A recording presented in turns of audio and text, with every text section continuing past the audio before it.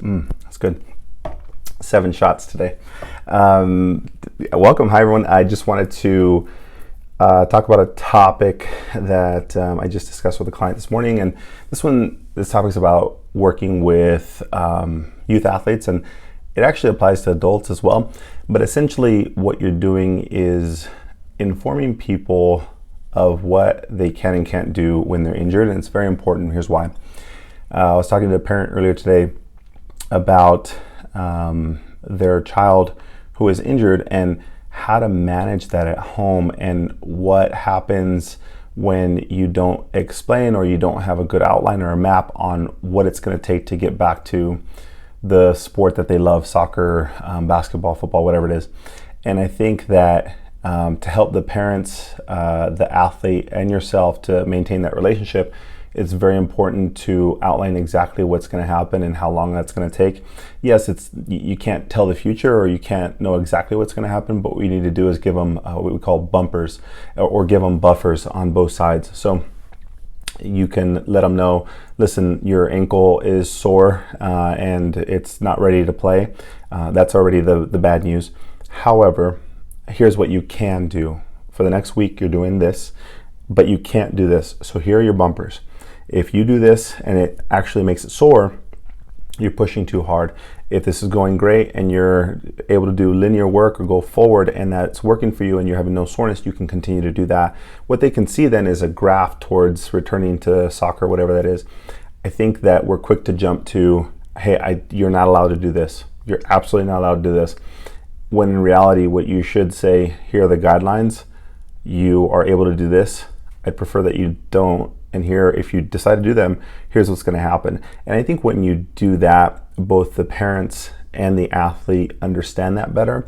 And then, like I said, this can also be applied to adults as well. I think we all appreciate this, but not just what to do, but why we're doing that. And that's very important to consider, especially with youth athletes. They're going through a lot. They have a lot of homework at school, friends, social life, and now the thing that they love, they can't do. And now they see their friends and their position starting to fade or dwindle because of the lost opportunity, because they're on that bench, or away from sport or whatever it is, or dance class, whatever that may be. And that's huge to the human psyche. So what we do to put them at ease is use these strategies, and it's helpful for anybody who is injured, whether that's their first injury or their 100th injury.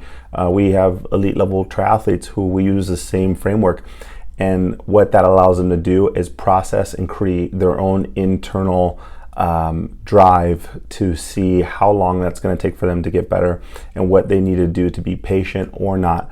Now, when you say, hey, you're out for 6 weeks, that's like the worst thing you can possibly do. Why? What? Like, can I not do anything? Can I walk? Can I swim?